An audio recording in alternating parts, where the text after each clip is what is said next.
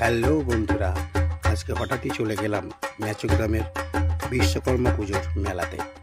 আমি এই মেলার নাম শুনেছিলাম, এত বছর কখনো এই মেলাতে আসা হয়নি। আজ হঠাৎই চলে এলাম এই মেলার মধ্যে। একদম রাস্তার ওপরেই মেলাটা হয়, দেখতে পাচ্ছ। আমি এখন মেলাতে সবেমাত্র বাইকটা ঠেকিয়ে মেলার মধ্যে ঢুকেছি এবং মেলাটা হয়তো তোমাদেরকে পুরোটা ঘুরিয়ে ঘুরিয়ে দেখাতে পারবো না, যতটা পারবো তোমাদেরকে দেখাবো।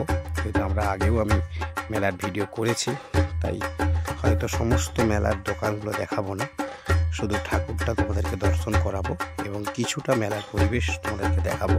অত্যন্ত বড় মেলা। এই মেলাটা মনে হচ্ছে, আমি জানি না, 8 দিনের মতো হয়। আমি যদি প্রথম দিনই এই মেলার মধ্যে চলে এসেছি। দেখতে পাচ্ছ আলোটা খুব সুন্দরভাবে সাজিয়েছে, চন্দননগরের আলো। যেহেতু কুয়াশার জন্য চন্দননগরের আলোটা হয়তো জুম হতে পারেনি।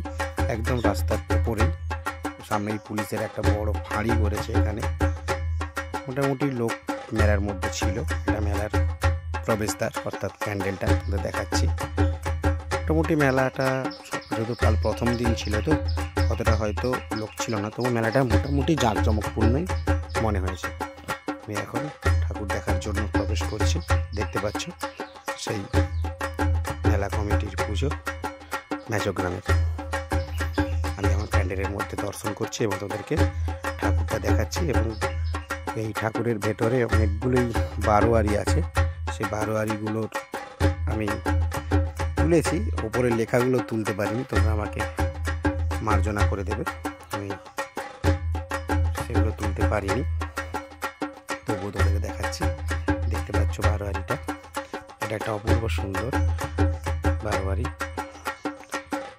এটা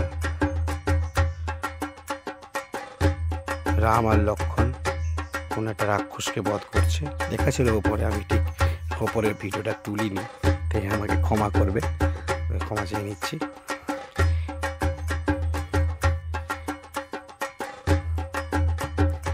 তবে এরপরেও এটাও একটা লীলা ছিল, এটাও রামের লীলা, সরি ভুল বলছি, এটাও রামের লীলা। কিন্তু আমি তোমাদেরকে কীটা ছিল দেখাতে পারিনি। যদি কোনো ইউটিউবটা দেখায় অবশ্যই কমেন্ট করে জানিও। যেহেতু আমি সেই মুহূর্তে অতটা উপর তুলে জুম করে দেখাতে পারিনি, আমি আবারও ক্ষমা চেয়ে নিচ্ছি। এরপরে আমি মূল ঠাকুরটা দেখাবো। দেখো, ঠাকুরের সামনে চলে এসেছি। বিশ্বকর্মা বাবার মুখটা কিন্তু অপূর্ব সুন্দর দেখতে হয়েছে। তাই দেখো, এবার ঠাকুর বিশ্বকর্মা বাবাকে দেখে নাও, অপূর্ব সুন্দর দৃশ্য। এই মুহূর্তে বামুন ঠাকুর মশাই আরতি করছিল, সেই মুহূর্তে আমরা ওখানে পৌঁছে গিয়েছিলাম। দেখতে পাচ্ছ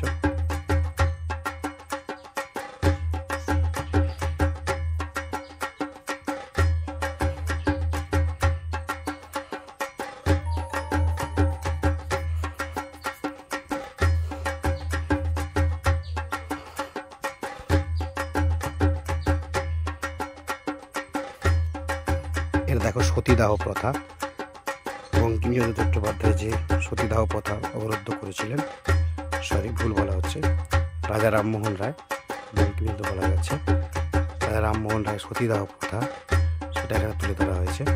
অপূর্ব সুন্দর দৃশ্য তুলে ধরা হয়েছে একটা পুতুলের মাধ্যমে, সতীদাহ প্রথা।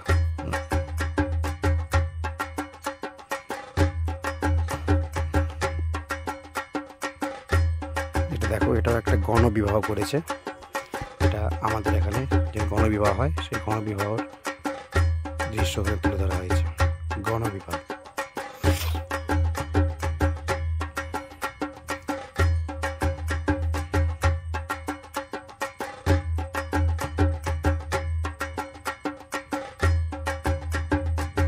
এরপর তোমাদেরকে আমি একটু মেলাটা ঘুরিয়ে ঘুরিয়ে দেখাচ্ছি।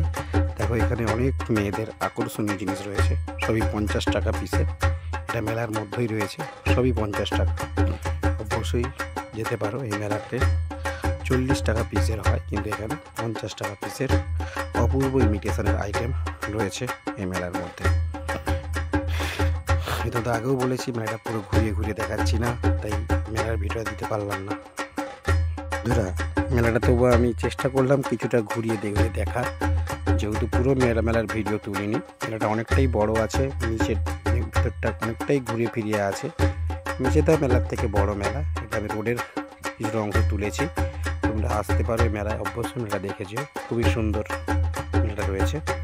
এবং তোমাদের এটা অনুরোধ করছি, প্লিজ তোমরা আমার চ্যানেলটা সাবস্ক্রাইব, কমেন্ট এবং শেয়ার করবে। প্লিজ সাবস্ক্রাইব করবে এবং আমার ফেসবুকে আমার যে অম্পু দাস প্রোফাইলটা রয়েছে সেই প্রোফাইলটাও তোমরা ফলো করবে, তাতেও আমি এসব ভিডিও ছাড়ি। তাই তোমাদের কাছে অনুরোধ রাখলাম, প্লিজ তোমরা অবশ্যই সাবস্ক্রাইব করবে আমার এই ছোট্ট ছোট্ট ব্লগগুলো দেখার জন্য। তোমাদের কাছে এটুকু আশা রাখলাম, প্লিজ তোমরা প্লিজ সাবস্ক্রাইব করবে। Tata, bye bye.